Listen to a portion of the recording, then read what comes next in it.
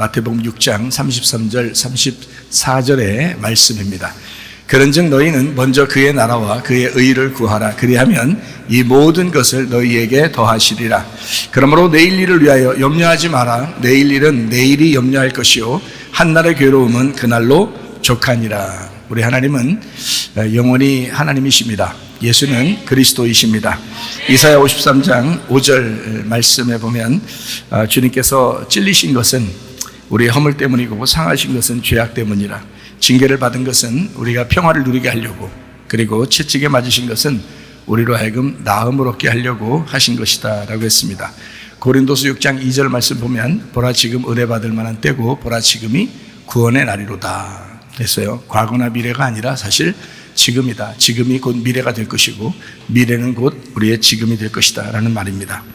예수님은 성령으로 잉태하시고 그리고 6월절 어린 양 예수님이 대신 돌아가셔서 우리로 하여금 구원을 얻게 하셨습니다. 어린 양 예수님이 침례 받으시고 물에서 올라오실 때 성령이 비둘같이 임하셨어요. 그리고 나서 이제 시험을 받게 되죠. 세 가지 시험, 육신의 정욕, 안목의 정욕, 이생의 자랑, 먹음직 보암직 탐스럽게 한다는 그 선악과의 죄를 거기 시험에서 다 이기셨습니다.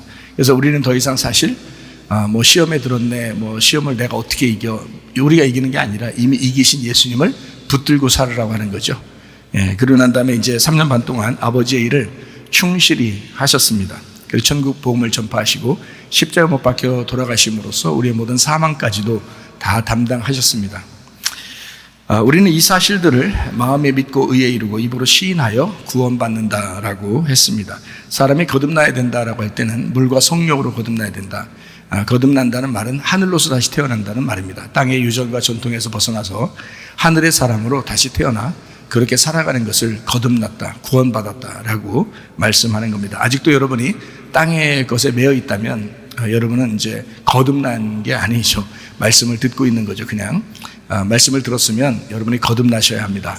땅의 것으로 살지 말고 하늘의 것으로 다시 태어나야 합니다. 예수님은 물과 피로 임하셨는데 예수님은 이제 성령님께서 증인이 되시죠. 그래서 태어날 때부터 죽으시고 부활하시고 승천하셔서 지금 우리에게 오신 분도 그 성령님이십니다. 그러니까 동일한 하나님의 영이란 얘기죠. 그 하나님, 동일한 하나님, 그분이 우리와 함께 하십니다. 예수 그리스도는 우리의 구원자가 되시고 치료자가 되시고 특별히 임마누엘, 성령님으로 인하여 임마누엘 하고 계십니다. 그래서 성령님의 말씀이라면 같이 똑같은 말씀이 되고 똑같은 마음이 되고 똑같은 뜻이 되어야 된다 해서 고린도전서 1장 10절에 같은 말을 하고 같은 마음을 가지고 그리고 같은 뜻을 가져야 된다 라고 하는 것은 아는 것이 같아야 된다는 말이고요. 생각이 같아야 되고 마음이 같아야 되고 말씀이 같아야 된다라는 말씀입니다. 그러니까 서로 분리된 그런 말씀을 가지고 있으면 안 됩니다. 그러니까 우리 교회에서 흘러나오는 말씀은 우리 교회의 성도들은 우리 교회에서 흘러나오는 말씀들을 받아들이고 그것에 그 말씀과 동의하고 하나가 되셔야 합니다. 히브리서 13장 8절 말씀에 예수는 기름 부음 받으신 메시아 곧 그리스도다라고 하는 말씀이고요. 어제나 오늘이나 영원히 동일하신 그리스도이십니다. 그분은 영원히 그러하시다라고 우리에게 말씀하십니다. 마태복음 16장 15, 16절에는 주는 그리스도시요 살아계신 하나님의 아들이라고 베드로가 고백함으로써 다른 제자들보다도 앞서 그가 말함으로써 축복을 받은 그런 사례가 있습니다. 그러므로 여러분과 저도 축복에 있어서는 복을 받는 데 있어서는 뒷서거니 하지 말고 앞으로 전진하는 믿음을 보이셔야 합니다. 사도행전 4장 12절 말씀에 보니까 다른 이로서는 구원 얻을 수 없고 오직 예수, 하나님께서 우리에게 주신 그 구원자 예수라는 이름 외에는 구원을 받을 수 없게 하셨습니다. 그러므로 예수 그리스도만 우리의 구원자가 되신다 했습니다. 로마서 10장 17절 말씀에 보면 너희가 하나님의 말씀을 들음으로 믿음이 생긴다. 이걸 원칙을 그렇게 정해 주셨어요. 에베소 2장 8절의 말씀에 보니까 은혜를 믿음과 연관시켰고 그 믿음도 은혜와 연관시켰어요. 그게 예수 그리스도라고 하고 그걸 통해서 구원받는다라고 말씀하셨습니다. 이것은 하나님의 선물이 되어야 돼요. 믿음도 은혜도 하나님의 선물이 되셔야 된다라는 말씀입니다. 그러니까 우리의 노력이나 율법적으로 믿음이 생겼다라고 하는 것은 가짜일 가능성이 많습니다. 그러니까 은혜로 선물로 하나님이 주셔야 진정한 믿음이다라고 하는 것이죠.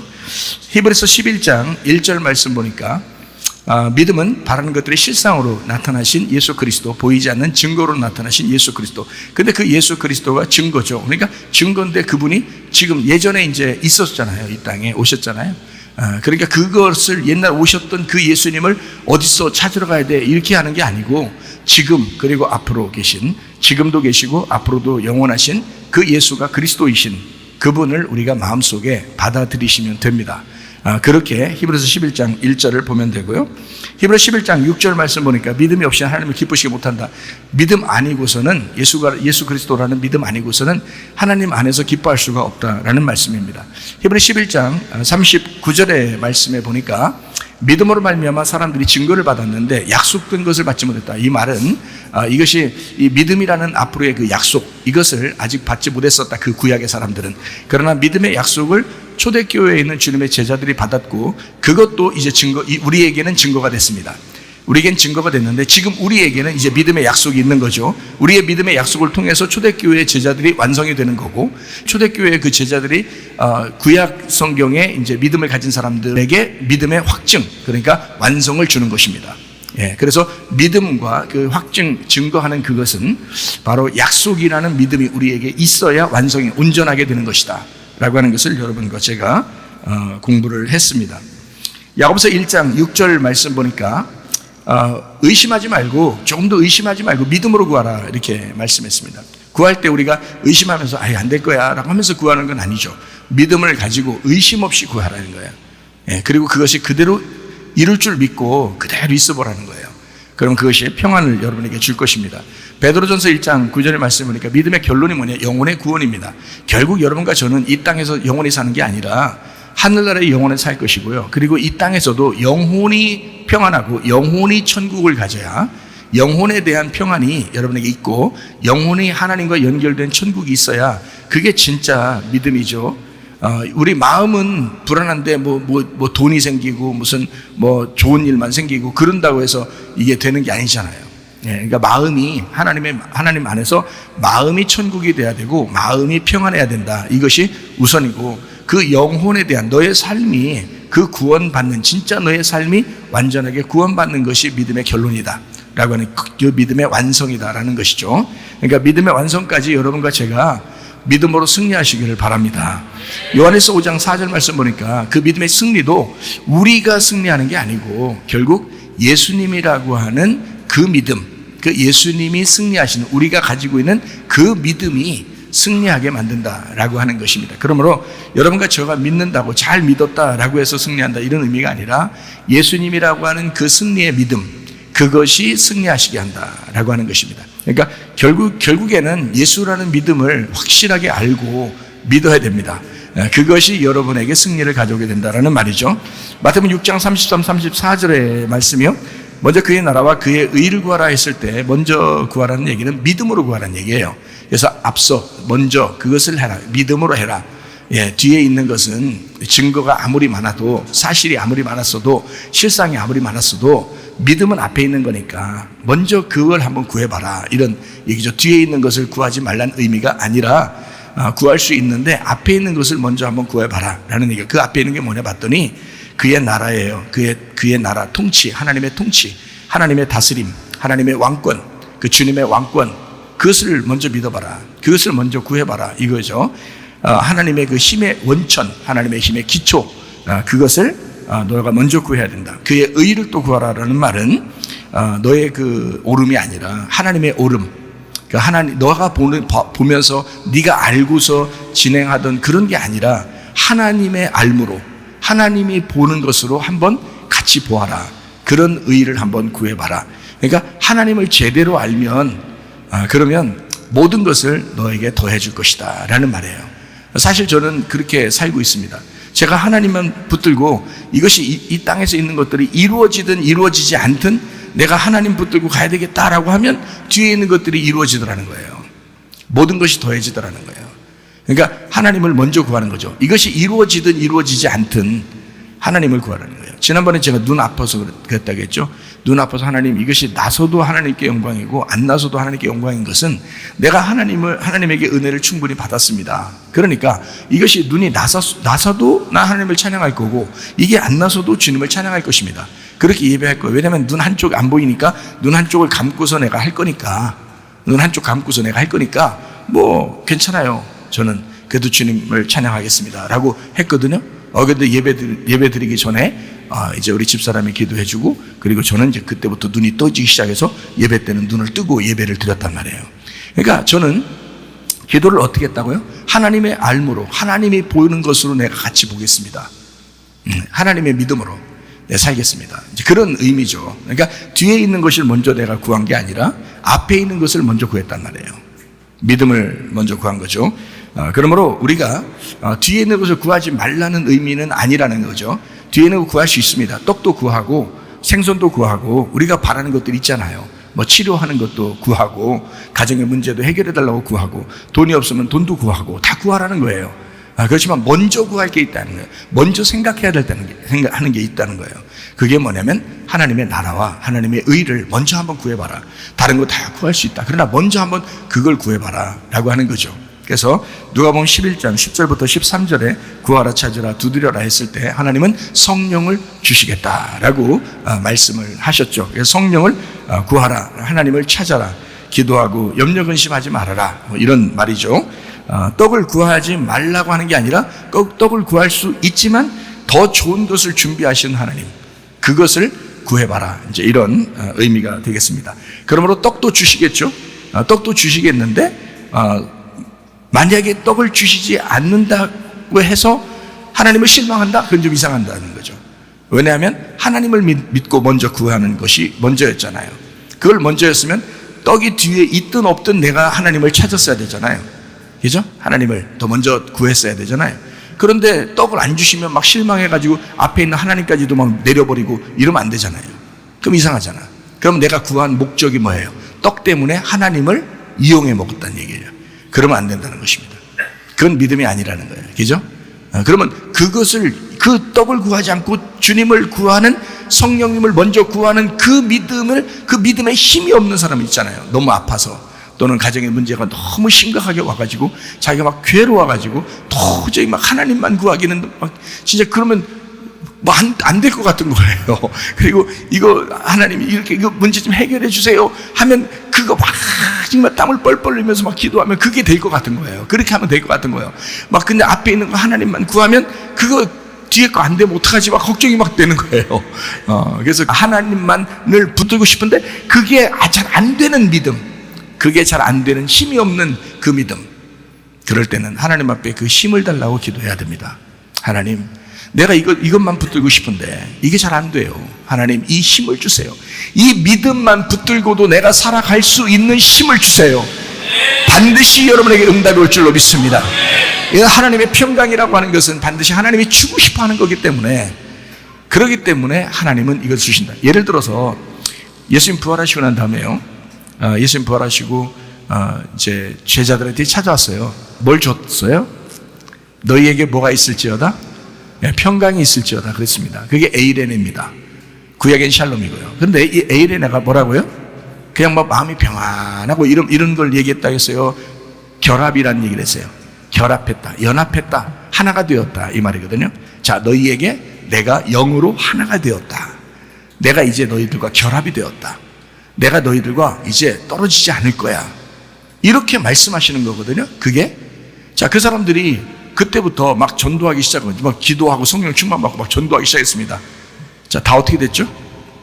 다 잡혀 죽었습니다. 그럼 뭐 평강, 뭐 부활하시고 난 다음에 뭐 어마어마한 평강을 딱 주시는 다음에 마음이 평강했는데 다 죽임당했어요. 그럼 어떻게 해요? 이 땅에서는 죽임당한 거죠. 근데 하나님의 평강이 그 속에 있었던 겁니다. 천국이 있었던 거예요. 자, 여러분은 무엇을 원하고 구하는 것입니까? 땅의 것입니까? 하늘의 것입니까? 먼저 그 나라와 그의 의를 구하기를 바랍니다. 마태복음 6장 33, 34절에 믿음으로 먼저 그의 나라와 그의 의를 구해봐라. 하나님의 아들이 가진 그 믿음, 그것을 구해봐라. 그러면 모든 것을 너희에게 더해 줄 것이다. 믿음은 과거가 아니라 앞에 있는 약속입니다. 그러므로 여러분에게는 반드시 좋은 일들로 더 채워줄 줄로 믿습니다. 자, 창세기 22장 4절 말씀입니다. 제3일에 아브라함이 눈을 들어 그곳을 멀리 바라본지라. 자, 이 아브라함이 마음이 어땠겠어요? 마음이 평안하게 지금 멀리 바라봤어요. 지금 괴로운 가운데 지금 바라봤겠어요. 괴로운 가운데 바라봤어요. 여러분 자녀들 있죠? 예? 어릴수록 더 막 안타깝게 여겨지지만, 그죠? 예. 그럼 컸다고 하면 자녀가 크면 안 안타까워요? 커도 안타깝죠? 그게 자녀니까. 그러니까 여러분이 부모니까 부모의 심정, 부모의 마음은 하나님 아버지의 마음과 같거든요. 아브라함이 이삭을 데리고 지금 모리아산에 가는 겁니다. 뭐 하려고요? 제사 드리려고. 지금 희생제사, 번제로 제사를 드려야 돼요. 번제로 제사 드린다는 것은 몸을요, 동물 같은 거 잡으면 멱다한다 그러죠? 멱다한다. 그런 것처럼 죽여서 몸을 각을 내는 겁니다. 칼로 토막을 내서 각을 내는 거예요, 이렇게. 그래서 불로 태워서 드리는 거를 번제라 그러거든요. 자, 이삭을 그 번제로 드리래요. 아브라함이 그 약속을 받고 간 겁니다. 자, 마음이 어떻겠어요? 여러분, 이거 자녀들이라는 건요, 반드시 아브라함에게만 있는 겁니다. 그렇게 약속한 거는. 지금 여러분에겐 절대 그런 말 안 합니다, 하나님이. 네. 혹시 여러분에게 갑자기, 네 자식을 이삭처럼 드려라. 이렇게 누군가가 꿈속에서나 환상에서나 갑자기 누가 소리를, 갑자기 지나가는데 갑자기 막 소리가 확 자식을 드려라. 뭐 이런 식으로 들었다면 그건 사탄입니다. 틀림없어요. 그건 마귀예요. 다시는 아브라함 이후에 다시는 이렇게 자식을 드리라고 하지 않습니다. 하나님은요. 이삭만 그렇게 한 거예요. 다행이죠. 다행스럽게 생각하죠. 예, 다행이지 뭐. 우리 자녀들 다 드리라고 해봐요. 얼마나 그 희생제사가 많겠어요. 그리고 날마다 매주마다 통곡 소리가 그거 아니란 말이에요. 그렇게 드리라는 게 아니죠. 아브라함이 지금 이삭을 데리고 모리아산에 올라가고 있는 중이에요. 하나님이 이삭 드리라고 그래서. 그래서 이삭을 데리고 올라가고 있는데 얼마나 괴롭겠어요. 여러분 같으면 그렇지 않겠어요? 괴롭잖아요. 그 괴로운데 지금 아브라함이 어떻게 했느냐? 멀리 3일 본 거예요. 3일 가서 멀리 눈을 들어 보게 된 겁니다. 뭘 봤을까요? 멀리 뭘 봤을까요? 저쪽 산? 한참 산을 올라가다가 저쪽 산을 멀리 봤다. 그런 거겠어요? 누구를 봤겠어요? 예, 예수님을 본 거예요. 하나님의 아들. 하나님의 아들이 이삭처럼 제물이 되기 위하여 이 땅에 오는구나라는 것을 멀리 바라보게 된 거예요. 그것을 이 땅에 오신 예수님이 알까요? 모를까요? 알까요? 모를까요? 알겠죠? 예, 어디 있어요? 어디 나와요? 요한복음 8장 56절 말씀입니다. 너희 조상 아브라함은 나의 때 볼 것을 즐거워하다가 보고 기뻐하였느니라. 자, 하나님의 아들이 오면 왜 기쁘죠? 하나님의 아들이 멀리 바라봤더니 3일 길을 가서 멀리 하나님의 아들을 봤어요. 보니까 막 기뻐. 왜 기쁠까요? 왜 기뻐요? 하나님의 아들 보니까 왜 기쁠까요? 하나님의 아들이 이 땅에 뭐 때문에 내려와요?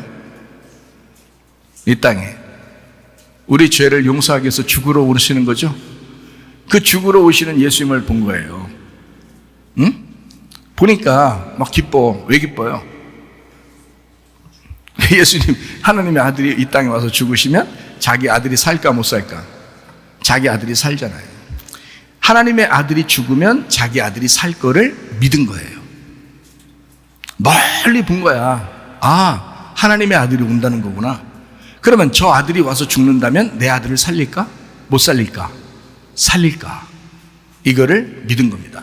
히브리서 11장 17절부터 19절까지 말씀입니다. 아브라함은 시험을 받을 때에 믿음으로 이삭을 드렸으니 그는 약속들을 받은 자로 돼 그 외아들을 드렸느니라.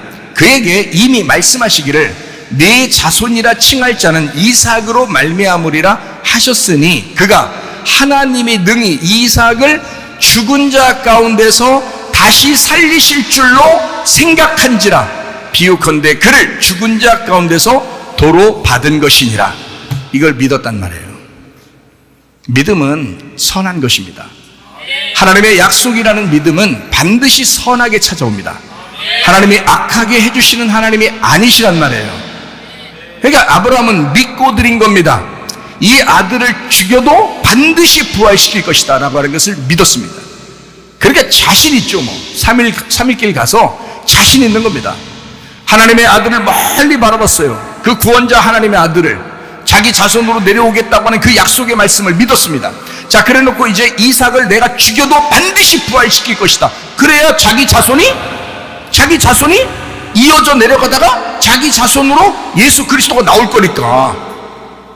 이 이삭 하나만 아브라함의 자손이라고 약속해놨으니까 이삭을 죽이면 안 되거든요. 그렇잖아요? 그거를 아브라함이 믿은 거야. 여러분, 믿음 어디 있습니까? 하나님의 아들이 여러분을 위해서 죽으셨습니다. 그럼 반드시 여러분의 구하는 것들을 하나님이 왜 안 해주시겠어요? 왜 안 해주시려고 노력하신 하나님이라고 믿겠습니까, 여러분? 반드시 우리에게 좋은 것으로 갚아주신 하나님이심을 믿어. 아브라함도 그걸 믿었다 이 말이에요. 믿음의 약속, 아브라함은 믿음의 약속을 받고 출발했습니다. 근데 이삭이라는 사람은 약속의 믿음이 없었는데 아버지를 그냥 따라갔습니다. 순종한 거예요. 그러니까 순종의 대표자가 이삭이고요, 믿음의 대표자가 아브라함인 것입니다. 이삭은 믿음이 없었어요. 몰라요. 무슨 하나님의 약속도 없었고 몰라요. 근데 아브라함이 믿음으로 약속을 하나님 앞에 받아서 가니까 그냥 아버지니까 따라간 거예요. 아버지니까. 교회 말씀이 아버지겠죠? 그게 믿음이겠죠? 그 교회 말씀이, 그 말씀을 여러분은 그냥 따라가는 거예요. 그 말씀을 따라가면 반드시 그 순종함으로 영광을 받습니다. 네. 자, 보세요. 믿음을 잃지 않고 아브라함이 3일길을 가서 믿음을 잃지 않고 이삭을 드렸습니다. 3일길을 간다는 것은 참 우리의 인생의 여정에서 완전함을 얘기하거든요. 3일 만에 부활했다는 것도 완전한 죽음 가운데서 부활했다는 말이고, 3일길을 갔다는 것도 인생의 완전함이에요. 우리 인생의 여정 가운데 여러분 3일길을 우리가 가셔야 되는데, 그 3일길의 여정에서 여러분 믿음을 잃지 않은 사람이 있는데 그게 아브라함이었던 겁니다. 아브라함은 그 3일길에서 믿음을 잃지 않았다는 거죠. 하나님에 대한 그 신뢰를 잃지 않았다는 거예요. 그게 아브라함이라고 하는 사람입니다. 그 사람이 이삭을 그러니까 드리게 된 거죠. 왜냐하면 믿음이 있으니까, 하나님 아버지에 대한 신뢰가 있으니까, 그 믿음이 있으니까 드릴 수 있는 거란 말이에요. 무슨 말인지 아시겠죠? 그러면 여러분과 저도 어떻게 돼야 돼요? 여러분과 저도 뭘 드려야 되겠어요? 예, 우리의 이삭을 드려야 되겠죠. 예, 우리의 이삭을 드려야 된단 말이죠. 자, 어때요? 그냥 한번 생각났다가 자꾸 의심하면서 했딱 하면서 그냥 드리라는 얘기예요? 믿음을 잃지 않고 드려야 된다는 거예요. 변함없는 믿음을 가지고 이삭을 드리라는 거지. 그렇죠? 자, 보세요. 의심 없이 믿는 하나님, 믿음으로 구한 것을 의심하지 않고 믿는 하나님, 선하게 다시 돌려주실 하나님을, 그게 나의 이삭임을 깨닫고 그 이삭을 드려야 된다, 그 말입니다. 옛날에는 아브라함은 진짜 이삭을 드렸어요. 여러분과 저에게 지금 이삭은 무엇입니까? 아들 갖다 잡아드리라는 거예요? 딸 갖다 잡아드리라는 거예요? 여러분과 저의 이삭은 뭐예요? 의심하지 않는 것입니다. 여러분과 저의 이삭은 뭐냐? 믿음을 갖는 것입니다. 여러분과 저의 이삭은 뭐냐? 하나님이 선하게 갚아주실 것을 믿는 믿음입니다. 그게 여러분과 저의 지금의 이삭이라 이 말이에요. 옛날 아브라함이 이삭을 드렸대. 대단한 믿음인데, 그럼 지금 나도 그 아브라함처럼 그 믿음으로 이삭을 드릴 줄 알아야 되는데, 지금의 이삭이 무엇이냐. 각자 사람마다 다르게 있겠죠. 각자 자기에게 문제거리가 있겠죠. 하나님 앞에 기도한 것이 있겠죠. 하나님이 여러분에게 응답한 것이 있겠죠. 또 말씀을 통해서, 기도를 통해서 막 응답한 것이 있겠죠. 자, 그 이삭을 드려야 된다 이 말이야. 온전하게 그것이 잃어버리지 않도록 잘 보존했다가 하나님 앞에 드리는 거다. 이것이 이삭을 드리는 거다. 이삭을 드리는 믿음, 3일길을 달려가 하나님 앞에 이삭을 드리는 그 믿음으로 승리하시기를 바랍니다. 이삭이라고 하는 걸 드려라. 다시 말하면 믿음을 드려라 하는 것입니다. 그 믿음이 뭐라고요? 의지하는 것을 드려라. 네가 의지하는 것을 드려라. 자, 네가 인정하거들랑 드려라. 네가 신뢰하는 것을 드려라. 뭐를? 예수를. 네가 신뢰하는 하나님을, 네가 신뢰하는, 네가 인정하는 하나님을, 네가 의지하는 그 하나님을 드려라, 이 말입니다. 이해가 되셨어요? 아브라함은 이삭을 드리고 믿음의 조상이 됐습니다. 하나님이 그를 축복하셨어요. 하늘의 별과 같이 땅의 모래와 같이 너의 자손을 풍만하게 할 것이다. 너를 통하여 내 아들 예수가 내려갈 것이다 라고 하는 것을, 그 약속을 받으셨습니다. 아브라함의 믿음 대단하죠? 여러분과 저의 이삭은 무엇입니까?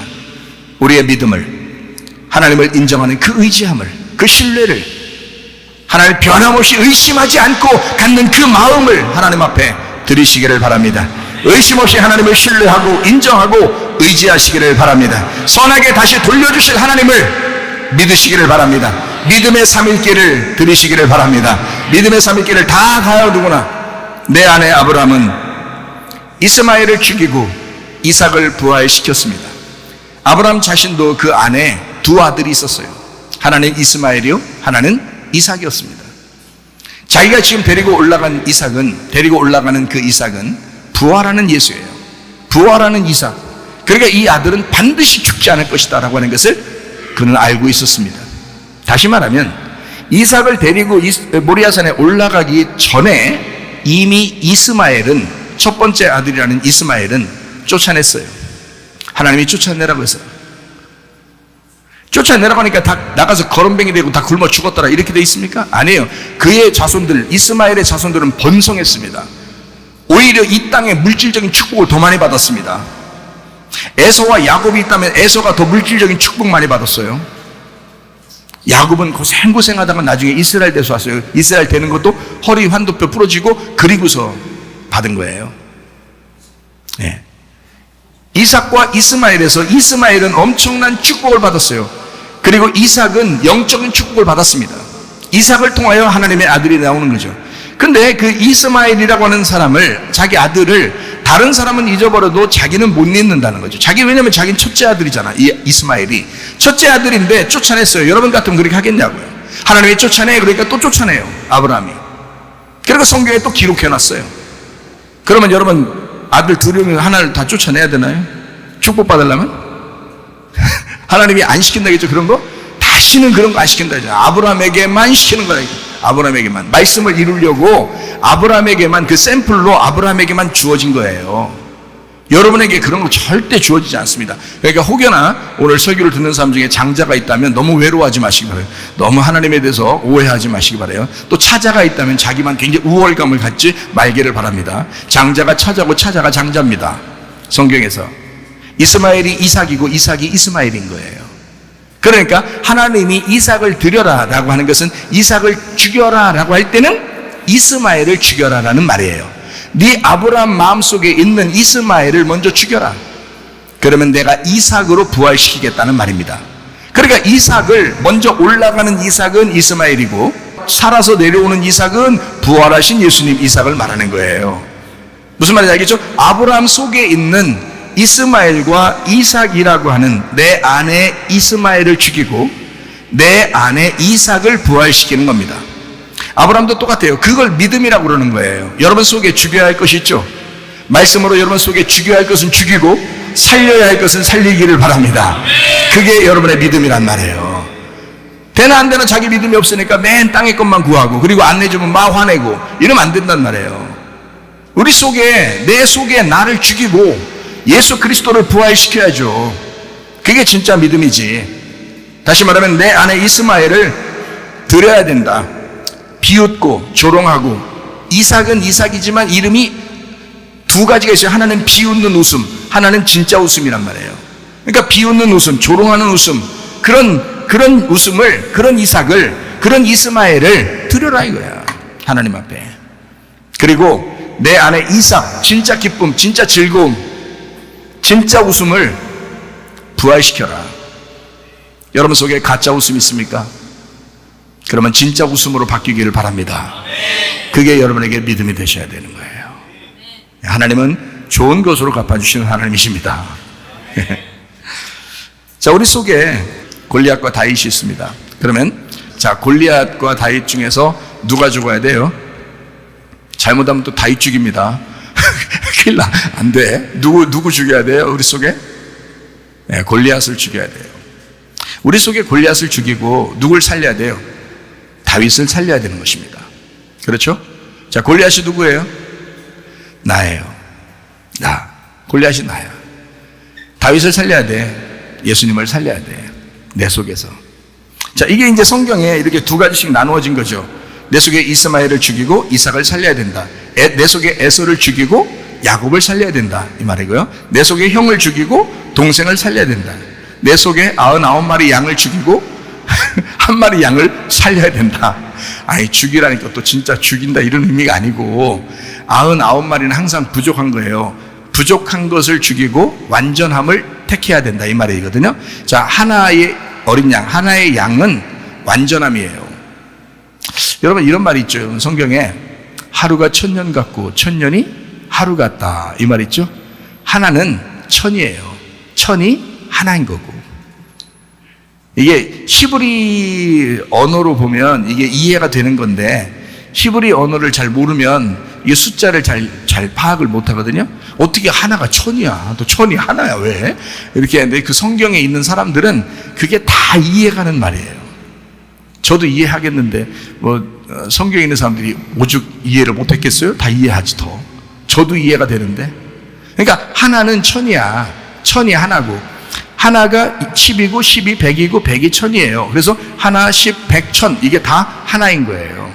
그러니까 잃은 양 한 마리는요 꼭 찾아와야 되는 거예요. 목자가. 왜? 그게 자기니까. 그 잃은 양 한 마리는 혼자 어디 떨어져 있어도 그게 완전한 거란 말이에요. 근데 99마리는 한 마리가 안 오면 100이 안 채워지잖아요. 그건 9이라고요. 9, 99, 999, 9999 해도 하나가 부족한 거야. 그거는 부족인 거예요. 내 안에 부족한 그 약점, 부족한 것은 떠나가야 되고 완전함이 내 속에 있어야 된다. 그러니까 성경의 원리를 이렇게 보게 되면 좀 이해를 할 수가 있죠. 자, 그러면 이제 99마리 가진 양을 가진 사람이 있다고 해봐요. 한 마리 양을 가진 사람이 있다고 해봐요. 그럼 99마리 가진 사람은 어때요? 부자예요? 가난한 사람이에요?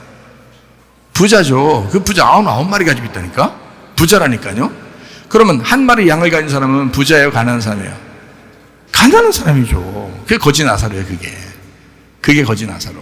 그러니까 누가 천국 가는 거예요? 예, 거지 나사로가 천국 가는 거야. 부자가 천국 가는 게 아니고.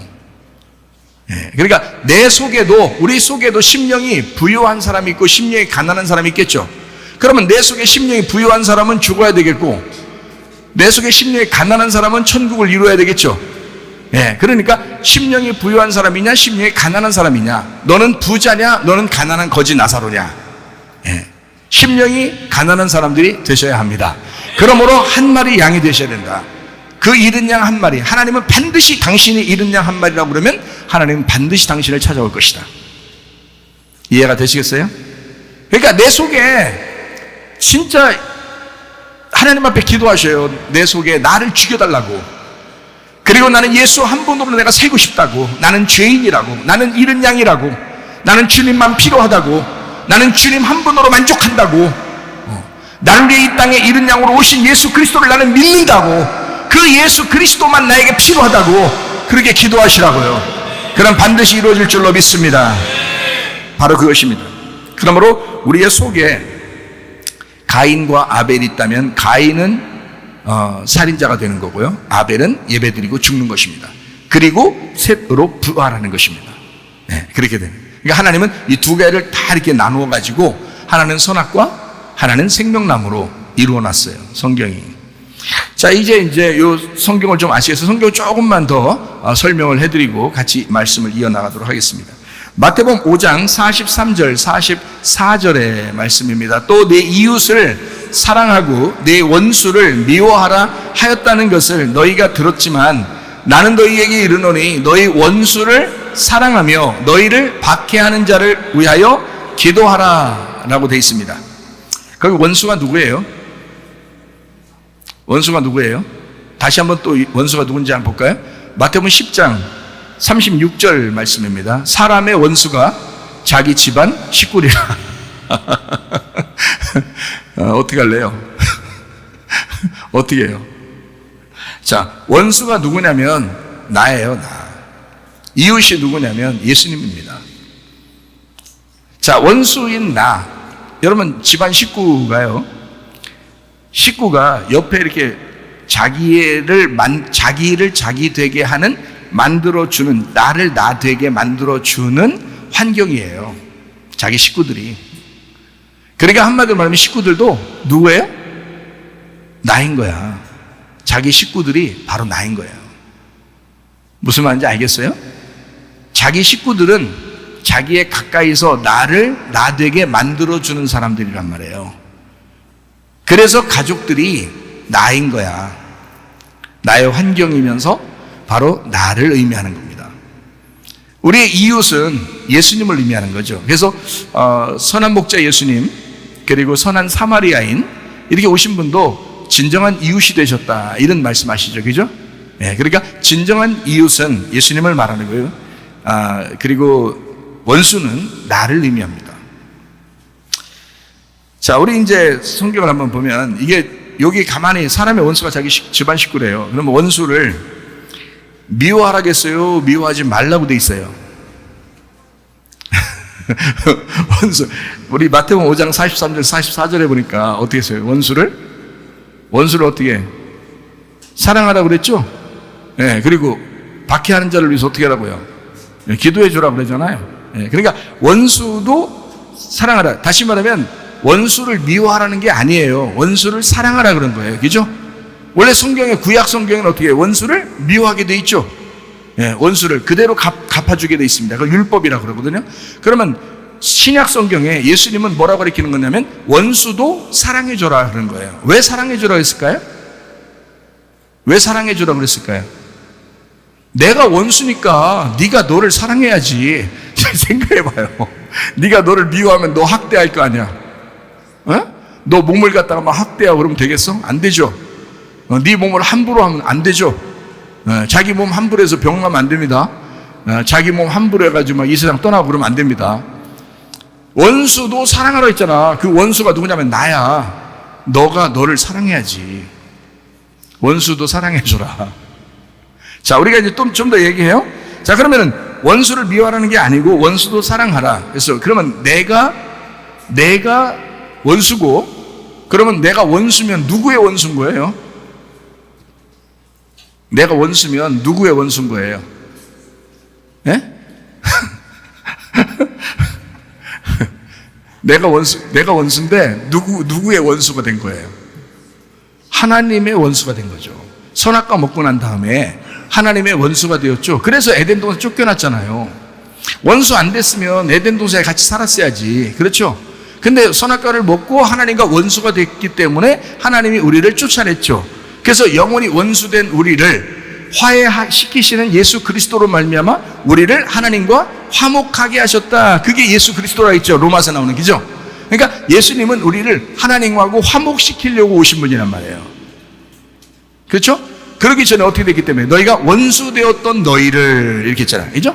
그러니까 하나님으로부터 원수가 되었던 너희를, 그러니까 원수 되었으니까 어떻게 해요? 둘이 서로 반대가 되는 거예요. 반대가. 그러니까 원수는 반대거든. 근데 이 원수를 사랑하기 때문에 누굴 보냈다고? 하나님의 아들을 보냈다고. 그래서 이 원수를 하나님하고 이웃되게 만들었다고. 만나게 해줬다. 화해시켰다. 그래서 만나서 화해하면 이웃 되는 거고요. 떨어져 나가면 원수 되는 겁니다. 자, 무슨 말인지 알겠죠? 근데 떨어져 나갔을 때 미워하라, 사랑하라. 사랑하라. 사랑하기 때문에 만나게 해가지고 이웃 만드는 거죠. 사랑하니까. 무슨 말인지 알겠죠? 예. 자, 그러니까 이렇게 말하는 겁니다. 나하고 하나님은 원수다. 근데 그 원수를 사랑한다. 하나님도. 그러면 나도 나를 사랑해야 되겠다. 왜? 하나님도 나를 사랑하니까. 무슨 말인지 알겠죠? 그러니까 여러분도 여러분을 사랑하셔야 합니다. 예, 미워하면 안 됩니다. 원수는 미워하는 거야. 그러니까 구약 율법처럼 원수는 미워하는 거야. 뭐 이렇게 그러면 안 되는 거예요. 그렇게 하면 영지주의가 되지. 영적으로만 사랑하는 거고 육체적으로는 다 미워하는 거야. 이러면 영지주의가 돼버리지. 그죠? 그럼 안 되지. 우리 몸도 사랑하고 우리의 혼도 사랑하고 우리의 영도 사랑해야죠. 그러니까 하나님이 우리를 사랑하듯이 나도 나를 사랑해야 된다. 이런 의미가 되겠습니다. 자, 원수가 화해하게 되면 어떻게 돼요? 이웃되는 겁니다. 하나님하고 이웃되는 거. 자, 누굴 통해서 원수가 화해했다고요? 예수 그리스도를 통해서 화해했다고요. 자, 무슨 말인지 아시겠죠? 그죠? 그러니까 원수를 미워하지 마라. 사랑해라. 자, 원수가 어떤 관계? 하나님과의 관계. 나와 하나님과의 관계. 그런데 예수 그리스도를 통해서 이웃이 되었다. 그래서 우리에게 진정으로 이웃돼서 오신 분이 예수 그리스도시다 라고 하는 것입니다. 그래서 이웃을 사랑하게 되면 예수 그리스도를 사랑할 이렇게 화해시키러 오신 예수님을 알게 되고 사랑하게 되면 율법을 완성하는 것이다. 이렇게 된 거예요. 그래서 이웃을 사랑하게 되면 율법을 완성하게 되는 것이다. 이렇게 되는 거예요. 자, 성경이 조금 이해가 되겠죠. 그죠? 자, 신명기 24장 1절부터 4절까지 말씀입니다. 사람이 아내를 맞이하여 데려온 후에 그에게 수치되는 일이 있음을 발견하고 그를 기뻐하지 아니하면 이혼 증서를 써서 그의 손에 주고 그를 자기 집에서 내보낼 것이요 그 여자는 그의 집에서 나가서 다른 사람의 아내가 되려니와 그의 둘째 남편도 그를 미워하여 이혼 증서를 써서 그의 손에 주고 그를 자기 집에서 내보냈거나 또는 그를 아내로 맞이한 둘째 남편이 죽었다 하자 그 여자는 이미 몸을 더럽혔은즉 그를 내보낸 전 남편이 그를 다시 아내로 맞이하지 말지니 이 일은 여호와 앞에 가증한 것이라. 너는 내 하나님 여호와께서 네게 기업으로 주시는 땅을 범죄하게 하지 말지니라. 이랬습니다. 이혼은 누구를 말하는 거예요? 여기서 이혼은 누구를 말해요? 나를 말하는 겁니다. 결혼은 누구를 말하는 거예요? 네, 주님을 말합니다. 그래서 성경에 예수님이 자꾸 결혼하자 그러는 거예요. 우리하고. 우리는 하나님하고 자꾸 이혼하려고 하는 거고 하나님은 우리를 자꾸 결혼하자 그러는 겁니다. 그러니까 이혼하는 것과 결혼하는 것이 뭔가 연결이 되어 있다는 얘기죠. 그죠? 자, 그러면 원수도 미워하라는 게 아니라 원수를 사랑하라 그랬어요. 그러면 이혼한 사람, 이혼이라는 것을 미워하라는 거예요? 아니면 이혼한 자도 사랑하라는 거예요? 사랑하라는 거죠. 네. 어떤 사람 이혼한 사람들도 있을 거 아니에요, 진짜로. 그럼 그 사람들은 막 부끄러워가지고 교회 나와서도 가만히 있죠? 그럼 우리 교회는 그런 거 있으면 안 됩니다. 성경을 몰라서 그래, 사람들이. 그러니까 이혼이라고 하는 건요, 성경에 있는 이야기하고 여러분 지금 사람들이 이혼하는 거하고 다른 겁니다. 이건요. 요한복음 4장에 보면 사마리아 여자가 나오죠. 그럼 그 사마리아 여자는 이혼을 몇 번 했을까요?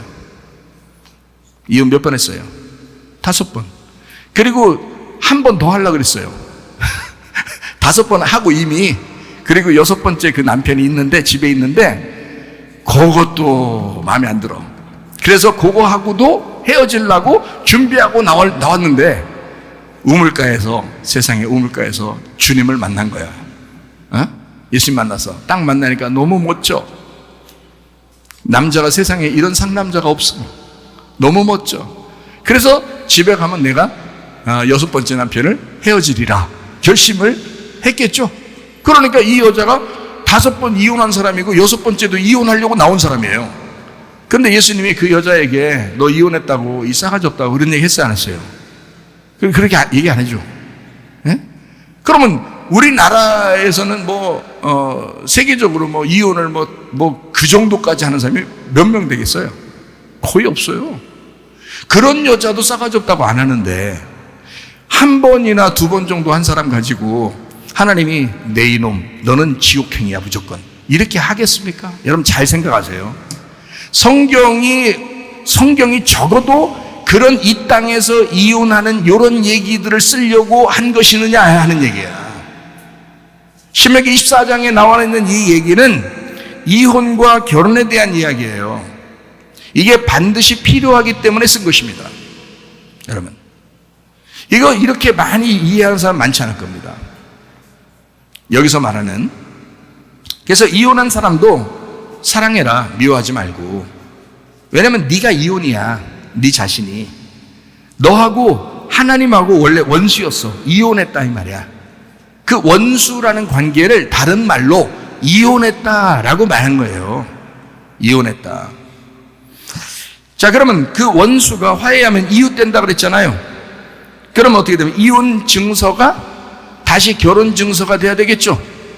그걸 쓴 거예요. 신명기 24장 1절부터 4절은 너 이혼했잖아? 그러면 그 전 남편하고 이혼한 거 그 증서 가져와. 증서 가져와서 두 번째 남편한테 보여줘야 돼. 나 이혼했습니다 하고 보여줘야 그 두 번째 남편이 데리고 살 거야. 자, 우리에게 두 번째 남편이 누구예요? 네, 주님이십니다. 네, 주님이 우리의 두 번째 남편이십니다. 나의 첫 번째 남편은 누구예요? 집에 있는 사람들 얘기하는 거예요? 아니라니까. 자꾸 그렇게 하면 안 된다니까요. 예, 집에 있는 사람이 아니라 내가 첫 번째 남편이에요. 내가 나의 첫 번째 남편. 네가 뭐 됐으니까? 선악과 먹고 뭐 됐으니까? 뱀의 후손이 됐으니까. 네가 음녀 같은 짓을 하니까, 그 짐승 같은 짓을 하니까, 네가 사탄 노릇을 하니까, 그러니까 네가 너의 첫 번째 남편이란 말이에요. 그런데 이 첫 번째 남편하고 어떻게 돼? 이혼했다는 사실, 그 증거를 가져와라 이거야. 너 율법적으로 이혼했다는 사실을, 그 증서를 가져오면 두 번째 남편이 너를 받아주게 될 것이다. 그 두 번째 남편이 은혜로, 복음으로 그 이혼 증서를 보고 너를 다시 결혼하게 될 것이다. 그게 결혼 증서라는 것입니다. 여러분과 저는 이 땅에서 결혼이 완성돼서 뭐 결혼을 끝까지 그렇게 영원히 가려고 하는 것이 아니라, 결국 여러분과 저는 이 땅의 결혼이 아니라 하늘나라의 결혼이라고 하는 어린 양의 혼인잔치에 우리 신랑 되신 예수님과 함께 영원히 살려고 그렇게 살아가는 교회입니다. 그렇게 살아가려고. 그래서 그 결혼 증서를 위하여 이혼 증서가 반드시 필요하다. 그래서 율법을 먼저 주는 겁니다. 이혼해야 되니까, 심판을 받아야 되니까, 너를 끊어내줘야 되니까, 그리고 결혼 증서라고 하는 연합을 시켜야 되니까, 부활시켜야 되니까, 살려줘야 되니까. 그래서 하나는 죽이고 하나는 살린다 이 말이야. 이스마엘과 이삭 아시겠죠? 이스마엘을 죽이고 이스마엘을 쫓아내고 이삭을 살리고 이삭을 다시 결혼하게 하고. 이해가 됐어요? 네. 그래서 이스마엘과 이삭이 있는 것이다. 자, 사람들이 말할 때는 그래도 이혼하면 안 되잖아요. 부담스럽습니다. 자, 이혼은 아무렇게나 하는 게 아닙니다, 여러분. 남자나 여자가 바람을 폈거나, 아니면 남자나 여자 중에서 여자가 계속 때리거나 아니면 남자가 계속 때리거나, 아침에 눈만 떴다면 욕하기 시작해서 저녁까지 욕하거나, 그리고 막 하여튼 못 살게 굴고 막 힘들게 하고 하여튼 괴롭히고 막 죽겠으면, 그러면 이혼할 수 있습니다. 그런 거 막 이혼하지 말라고, 너 예수님 믿으니까, 하나님 믿으니까, 하나님은 이혼을 싫어하거든, 그냥 끝까지 붙들고 살아. 그러다가 구원받게 할지 어떻게 알아? 마지막엔 또 그 얘기 하죠. 네. 그렇게 하다가 구원받게 할지 어떻게 알아? 그런데 그렇지, 맞아, 나 때문에 구원받아야지, 또 이러면서 계속부터 자기 인생을 완전히 포기하는 겁니다. 자기 집안도 풍지박산납니다. 자녀들에게도, 부인에게도, 또 부인은 또 남편에게도 험악하게 살아갑니다. 평생을. 그렇게 살려고 결혼한 것입니까? 성경엔 그렇게 사는 것이 결혼이다라고 말한 것입니까? 아니에요. 헤어져도 됩니다. 사마리아 여자가 5번, 6번이나 이혼했듯이 그렇게 헤어져도 됩니다, 사실은. 그러나 이혼하는 것은 좋지 않죠. 될 수 있으면, 서로 사랑한다고만 한다면, 자기가 고칠 의사가 있다면 반드시 같이 살아야 되죠. 자기가 고칠 의사가 있다, 물어보세요. 당신 정말 나한테 내가 너무 괴로운데, 난 정말 헤어지고 싶은데 당신이 정말 고칠 의사가 있습니까? 고칠 의사가, 고칠 변호사가 있습니까? 고칠 판사가 있습니까? 고칠 목사가 있습니까? 고칠 의사가 있습니까? 고칠 의사가 있습니까? 그럴 때 그 사람이 나 고칠 거야, 나 반드시 고칠 거야, 나 당신 사랑하거든, 그래서 고칠 거야, 내가 좀 안 되지만 좀만 참아줘, 내가 고치려고 할 거야, 내가 고칠 거야. 그러면 같이 살아야죠. 왜 이혼합니까? 말이 안 되죠. 그렇게 해서는 같이 살 수 있으나, 그러나 뭔가 막 힘들게 그렇게 신앙생활하고 결혼생활하고 하는 것은 아닙니다. 성경적이 아니에요. 무슨 말인지 알겠죠?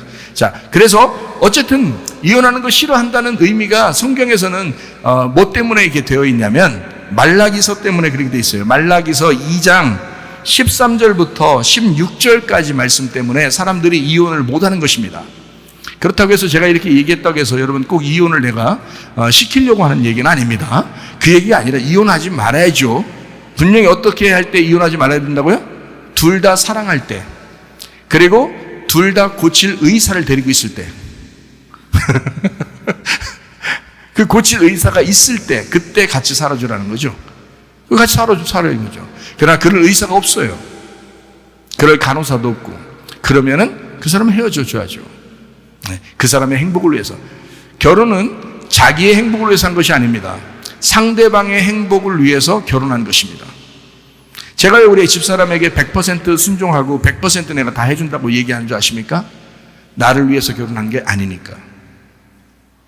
나는 은혜 받고 결혼했으니까. 나는 우리 집사람이 어떠한 상황에도 상관없이 나는 무조건 다 해주기로 결심했으니까. 그것이 주님의 마음이니까. 이거는 상대방의 행복을 위해서 내가 결혼한 거지, 나의 행복을 위해서 결혼한 게 아니라, 근본적으로 사람들이 잘 모르고 결혼하더라. 자기 행복을 위해서 결혼했는데 자기가 행복하지 않은 것처럼 여겨지면 막 실망하고 화를 내고 그러더라는 거예요. 상대방의 행복을 위해서 결혼한 것입니다. 정확하게 하셔야 돼요. 예수님도 우리에게 자기의 행복을 위해서 결혼한 게 아니라 우리의 행복을 주시려고, 우리가 기뻐하게 하려고 주님이 우리와 결혼하신다고 하신 것입니다. 그러니까 우리도 상대방의 행복을 구하면서 그렇게 사랑하는 것입니다. 그게 결혼 생활인 거예요. 근데 행복하게 하지 못하겠어. 그 사람이 난 너 때문에 불행해. 그러면 헤어져 줘야죠. 그 사람의 행복을 위해서. 생각해 보세요. 그 사람이 다른 사람 만나야 행복하다는데 왜 안 놔줘? 안 놔줘서 다른 사람 진짜 행복을 못 만나게 하는 거 아니에요. 괴롭히는 거야, 그것도. 그 사람이 이 사람을 만나서 정말 행복해야 되는데 만약에 내가 그렇게 못 해주는데도 나하고 무조건 같이 있어야 돼. 그러면 그건 가스라이팅이라는 거죠. 다른 사람을 만나서 더 행복할 수 있다면 그러면 그렇게 하라고 해야죠. 그러기 전에 내가 최고 잘해줘야죠. 아내들도 마찬가지입니다. 남편에게 자기가 최고의 아내가 돼야죠.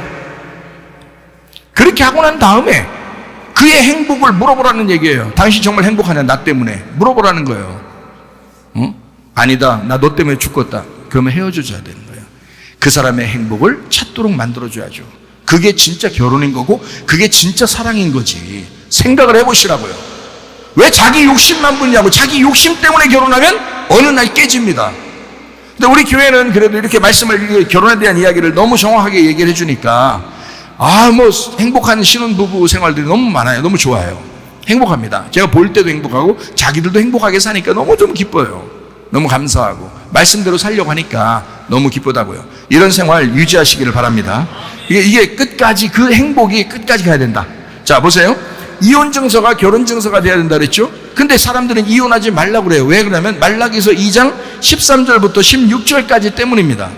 거기에 보니까 이렇게 나와 있어요. 너희가 이런 일도 행하나니 곧 눈물과 울음과 탄식으로 여호와의 제단을 가리게 하는도다. 그러므로 여호와께서 다시는 너희의 봉헌물을 돌아보지도 아니하시며 그것을 너희 손에서 기꺼이 받지도 아니하시거늘 너희는 이르기를 어찌 됨이니까 하는도다. 이는 너와 네가 어려서 맞이한 아내 사이에 여호와께서 증인이 되시기 때문이라. 그는 네 짝이요 너와 서약한 아내로 돼 네가 그에게 거짓을 행하였도다. 그에게는 영이 충만하였으나 오직 하나를 만들지 아니하셨느냐. 어찌하여 하나만 만드셨느냐. 이는 경건한 자손을 얻고자 하심이라. 그러므로 네 심령을 삼가 지켜 어려서 맞이한 아내에게 거짓을 행하지 말지니라. 이스라엘의 하나님 여호와가 이르노니 나는 이혼하는 것과 옷으로 학대를 가리는 자를 미워하노라. 만군의 여호와의 말이니라. 그러므로 너희 심령을 삼가 지켜 거짓을 행하지 말지니라. 이렇게 되어 있습니다. 자, 이혼하라고 했어요? 하지 말라고 했어요? 하지 말라고 했어요. 그러니까 이렇게 글씨를 보니까 사람들이 이혼하면 안 된다, 큰일 난다 이렇게 생각하는 거예요. 이 글씨를 보니까. 자, 이혼 증서가 결혼 증서라고 아까 얘기하는 게 이혼 증서 자체가 결혼 증서라고 했죠. 이혼 증서를 가지고 가야 결혼한다니까요. 그러니까 이혼 증서가 결혼 증서가 됐다고요. 그것은 뭔가 앞뒤를, 위아래를 갖다가 둘이 연결시켜서 하나가 되게 하려고 했던 것이다 라고 하는 것을 너희가 찢어졌으나, 너희가 이혼했으나 결혼하게 될 것이다, 너희가 원수가 되었으나 이웃이 될 것이다, 이 말 하려고 한 거죠. 그거를 지금 성경 신명기 24장에서도 설명한 거잖아요. 그럼 여기서도 이혼하지 말란 얘기가 뭔가 있을 거란 말이죠. 여기서 이혼하지 말란 얘기가, 자, 뭔 얘기를 하는 거냐면 여기서 유대인하고 사마리아인하고 둘이가 한 형제인데 이 둘 형제를 이걸 나누지 말란 뜻입니다. 이 말이요. 여기 있는 이 말이 둘이 갈라서지 말라는 그 말이에요. 여러분 막 그 집에서 막 학대하고 못 살게 굴고 괴롭히는데 결혼을 했다고 해서 이혼하지 말라 이런 얘기가 아니에요. 여기 있는 얘기는 전혀 그런 얘기 아닙니다. 여기 제가 찾아드릴까요? 에스겔 37장입니다. 에스겔 37장 16절. 인자야 너는 막대기 하나를 가져다가 그 위에 유다와 그 짝 이스라엘이라 쓰고 또 다른 막대기 하나를 가지고 그 위에 에브라임의 막대기 곧 요셉과 그 짝 이스라엘 온 족속이라 쓰고. 자, 에스겔 37장 19절이요. 너는 곧 이르기를 주 여호와께서 이같이 말씀하시기를 내가 에브라임의 손에 있는 바 요셉과 그 짝 이스라엘 지파들의 막대기를 가져다가 유다의 막대기에 붙여서 한 막대기가 되게 한즉 내 손에서 하나가 되리라 하셨다 하고 이렇게 되어 있습니다. 자, 유다와 이스라엘이 나누어진 형제가 아니라 두 짝, 이게 한 짝이 돼야 된다는 뜻이야. 이거 갈라서면 안 된다. 이거 나누면 안 된다. 자, 예수님의 시대에 예수님이 이 땅에 내려오셨을 때 이 이스라엘과 유다가 갈라졌었어요? 붙어 있었어요? 갈라져 있었어요. 서로 미워했다고요. 서로 미워했다고. 그래서 예수님이 이 땅에 와가지고 사마리아 여자를 일부러 영접한 겁니다. 가서 제자들이 볼 때도 이상하잖아. 사마리아 여자를 영접했으니까 이상하잖아. 근데 예수님은 둘이가 형제야. 둘이가 한 형제야. 이 사마리아 사람도 하나님의 자녀야 라고 하는 것을 알려주기 위해서 둘이 떨어지면 안 된다. 이렇게 갈라서서 서로 학대하고 서로 미워하고 서로 싸우고 그러면 안 된다. 내가 사마리아 여자를 사랑하러 왔다. 무슨 말인지 아시겠어요? 그래서 일부러 요한복음 4장에 사마리아 여자를 만나서 구원하는 겁니다. 그래서 성령이라는 예수님이 오시면 영과 진리의 예배를 드리게 되고 하나님은 그 사람들을 찾아올 거야. 사마리아 사람이든지 유대인이든지 이방인이든지 상관없이 그때가 반드시 올 거야 라는 얘기를 하신 거예요. 예배를 통해서. 자, 생각해봐요. 에스겔 41장 24절입니다.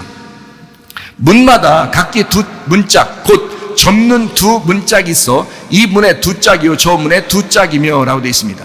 하나님의 성전도 문을 만들 때 문 하나가 아니에요. 두 짝입니다. 그게 하나의 문이에요. 두 짝을. 그래서 여러분 남편과 아내가 있는 것입니다. 집에. 그 남편과 아내를 통해서 이걸 배우라는 거예요. 성경을. 둘이 아니요 하나다라고 하는 것을 얘기한 거죠. 그러니까 두 짝이 아니고 한 짝인 거예요. 이게. 문 두 개를 만들어서 그게 한 짝이야, 그 문이야 라고 하는 것을 알려주는 것입니다. 자, 유대인과 이스라엘, 유대인과 사마리아인, 이것은 원래가 하나님의 백성들이었어요. 같은. 근데 사마리아가 먼저 이제 멸망을 당하면서 이방인들과 섞였거든요. 그랬다고 해서 유대인들이 굉장히 미워했습니다. 유대인들이요. 그런데 사실은 하나님은 이들도 원래 하나님의 백성이라는 거죠. 우리 이방인들은 뭐 어떻습니까? 이방인들은 완전 개 취급당했는데요. 구약 성경으로 보면 우리는 개 취급당하는데 하나님은 우리 같은 이방인들도 구원하기를 원하시는 거야. 구원하면 이스라엘 백성을 사랑하듯이 우리도 똑같이 사랑하는 거잖아요. 이해가 되십니까? 근데 서로 미워했어. 서로 막 갈라졌어. 서로 막 학대했어. 그럼 어떻게 되는 거야? 그거 이혼이라고 그러는 거야. 이걸 너희들 그렇게 하면 안 된다. 나는 이혼하는 거 싫어해. 서로 갈라지는 거 싫어해. 그 말을 하고 싶어서 에스겔서에 써 있는 말을 말라기서 2장 13절부터 16절까지에 말씀한 거예요. 이혼에 대한 이야기를. 세상 사람들 삶에 대한 지나가는 얘기를 한 게 아니고 성경에 있는 구약 성경에서 그 짝을 이야기한 것입니다. 그 짝을 어려서 너희들이 하나가 돼 있었던 그 짝을 헤어지게 하면 안 된다. 그리고 학대해서도 안 된다. 그 말입니다. 자, 보세요. 나는 주님이 꼭 필요합니다. 주님은 내가 꼭 필요합니다. 둘이 하나가 되어야 하기 때문입니다. 주님은 홀로 완전하시지만 나 때문에 그 주님이 반쪽이 되셔서 나와 하나가 되려고 이 땅에 오셨습니다. 원래 주님은 내가 필요 없죠. 원래 주님은 내가 있어도 되고 없어도 돼요. 그냥 하나님이십니다. 근데 나는 꼭 예수님이 필요합니다. 내가 99마리 양이기 때문입니다. 그 한 마리가 꼭 필요한 거예요. 그래야 100이 되기 때문에 그래요. 첫 아담인 나는, 그 골리앗은 죽어야 합니다. 그리고 둘째 아담 예수는 부활한 나와 하나가 되었습니다. 주님은 내가 있어야 온전하고 나는 주님이 있어야 온전한 것입니다. 그러므로 첫 아담 되는 에서, 첫 아담 되는 에서, 첫 아담 되는 가인, 첫 아담 되는 그 형, 첫 아담 되는 그 부자, 첫 아담 되는 그 99마리 양, 그들은 죽어야 하고 내 속에 둘째 아담 되신 예수님 때문에 그 하나가 부활하여야 합니다. 그래서 주님은 나를 통해서 온전해지고 나는 그 주님을 통해서 온전해지는 것입니다. 히브리서 11장 38절부터 40절까지 말씀해 보면 이런 말씀이 있습니다. 이런 사람은 세상이 감당하지 못하느니라. 그들이 광야와 산과 동굴과 토굴에 유리하였느니라. 이 사람들은 다 믿음으로 말미암아 증거를 받았으나 약속된 것을 받지 못하였으니 이는 하나님이 우리를 위하여 더 좋은 것을 예비하셨은즉 우리가 아니면 그들로 온전함을 이루지 못하게 하려 하심이라. 자, 원래 예수님은 한 분 하나님이십니다. 그런데 나를 통해서 예수님이 완전해지는 거예요. 무슨 말인지 알겠어요? 예수님이 오셔야 구약에 믿는 사람들이 완전해지는 것입니다. 자, 나를 통해서, 나라는 교회, 우리라는 교회를 통해서 예수님이 완전해지고 예수님을 통해서 구약의 믿음의 사람들이 완전해지는 것이다. 자, 무슨 말인지 여러분 이해가 되시죠? 그러니까 내가 없으면 앞에 있는 믿음의 사람들은 온전치 못하다는 거예요. 내가 없으면. 그러니까 한마디로 자녀들이 없으면 그 부모는 그 대에서 끝나잖아요. 자녀들 때문에 밑으로 이어지는 것입니다. 그렇죠? 그럼 우리가 좀 잘 생각해봐요. 이 세상의 역사라고 하는 것을 히스토리라고 그러거든요. 히스토리. 우리의 인생의 모든 역사에서 예수 그리스도가 빠지면 우리의 역사는 없는 겁니다. 예수 그리스도의 역사 때문에 우리가 살아있는 거거든요. 그러면 그분이 나의 역사인 거예요. 그분이 나의 스토리인 거예요. 그렇죠? 그러면 그분이 나의 스토리이지만 나도 그분의 스토리예요. 내가 얼마나 중요한 예수님의 스토리인 줄 아십니까? 여러분이 얼마나 중요한 예수님의 스토리인 줄 아십니까? 우리가 없으면 예수님이 온전치 못하다니까요. 예수님의 죽으심과 부활하심은 누구 때문이에요? 전적으로 교회를 세우기 위해서예요. 그 교회가 세워지지 않으면 그분의 죽으심과 부활은 헛된 것이라 이 말이에요. 그러니까 우리 교회를 통하여 예수 그리스도의 죽음과 부활이 온전해진다는 것입니다. 그러니 우리가 얼마나 중요한 예수님의 스토리겠냐고요. 주님은 나의 스토리이며 나는 주님의 스토리이다. 자녀는 부모의 스토리이고 부모는 자녀의 스토리입니다. 이해가 되시겠습니까? 여러분과 저는 주님의 역사의 한 페이지를 써내려가는 사람들이에요. 우리 교회가 여러분이 연약하다고요? 부족하다고요? 그래도 우리 주님은 당신이 필요하단 말이에요. 당신을 통하여 자기의 역사를 써내려가는 것입니다. 이 성경책 하나로 끝난 것이 아니라 지금도 여러분의 마음 가운데 하나님의 말씀을 써내려가고 있다고요. 여러분을 통하여 자기의 스토리가 완성되게 하기 위해서 우리는 그분의 스토리를 완성시키는 놀라운 사람들입니다. 이게 스토리라는 거야. 우리를 통한 하나님의 역사. 자, 그래서 저는 교회를 생각해 봤어요. 우리 교회는 특별히 젊은 사람들이 많은데 젊은 사람들이 많다 보니까 아기도 많이 낳아요. 그러다 보니까 아기도 많고 이게 정상입니다. 이게 얼마나 중요한 건지 몰라요. 어떤 교회는 뭐 안타깝지만 노인들만 있는 교회도 있고요. 또 연로하신 분들, 그리고 이제 어른분들만 있는 교회도 있고, 이제 젊은 사람이 없고 젊은 사람 점점 더 빠져나간다 그러고, 그리고 아기들 소리는 뭐 들어본 지가 뭐 몇 년 됐다 뭐 이런 교회도 있고 이런 교회들도 있고, 안타깝지만 그래요. 지금 현실이 그런 데도 있단 말이에요. 그러면 어느 날, 자, 어른들 노인들만 있다가 교회가 어느 날 어린아이의 울음소리가 없는 그 교회는 몇 년 있다가 그분들이 돌아가시면 문을 닫을 것입니다. 그렇겠죠? 그러면 그 교회는 주님의 스토리를 쓰고 있다가 어느 날 문을 닫게 되는 거예요. 근데 젊은 아이들이 계속 있는, 젊은이들이 있고 결혼하고 이렇게 있는 그런 교회는 점점점 계속, 그래도 그 아이들이 태어나고 또 아이들이 태어나면서 그 교회는 계속 유지가 될 것입니다. 그 주님의 역사가, 주님의 그 스토리가 계속 써내려갈 것이란 말이에요. 그러면 여러분과 저는 어디에다 투자를 하는 거야? 어디에다 투자해야 되는 거야? 여러분과 저는 우리 교회가 어디에다가 우리의 모든 열정을 쏟아야 되는 거예요. 그래야 이 교회가 유지되는 거예요. 어떻게 해야 되는 거예요? 젊은 아이들에게다 우리의 열정을 쏟아줘야 되는 거야. 교회에 오면 여러분, 나이 드신 사람들은요, 특별히 젊은 아이들에게 관심 갖기를 바랍니다. 젊은 아이들을 위하여 기도하시기를 바랍니다. 왜냐하면 그 사람들이 우리의 미래요, 주님의 스토리이기 때문입니다. 교회는 그들 때문에 유지가 되는 거예요. 앞으로 그들이 계속해서 전달되어 내려가면서 교회를 유지시키는 겁니다. 하나님의 스토리를 계속 이어져 나가게. 그 하나님의 스토리를 계속 쓰는 사람들이 누구냐? 우리 교회에서 젊은이들과 그 아이들입니다.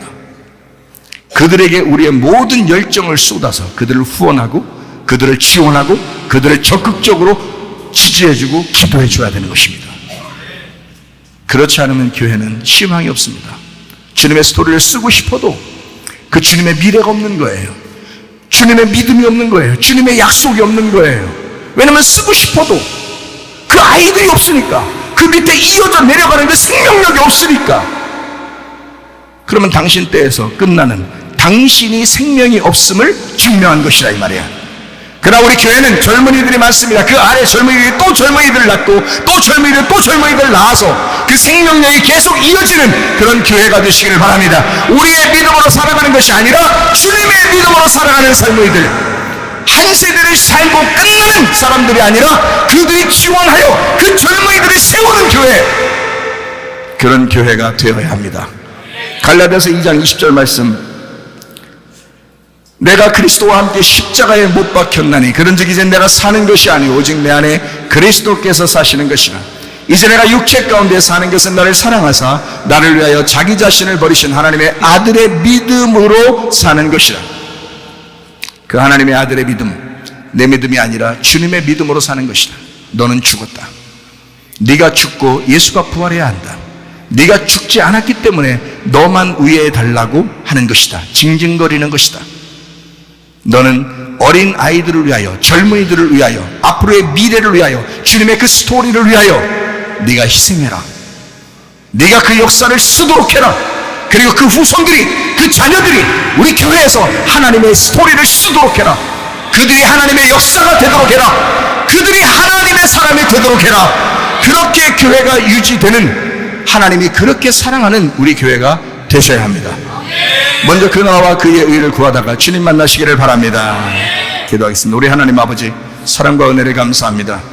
하나님, 우리가 우리를 위한 것만이 아니라 진정한 사랑의 대상을 찾고 진정으로 주님 안에서 그 믿음, 그 약속된 믿음을 가지고 먼 미래를 바라보며 주님의 몸된 교회, 주님을 주님 되게 한 그 교회를 위하여 하나님 명맥을 유지하고 그 미래에 투자하는 그 젊은이들과 그 어린아이들에게 그 미래를 살아가게 하려고 하는 그 투자가 우리 모든 사람들에게 있게 하옵소서.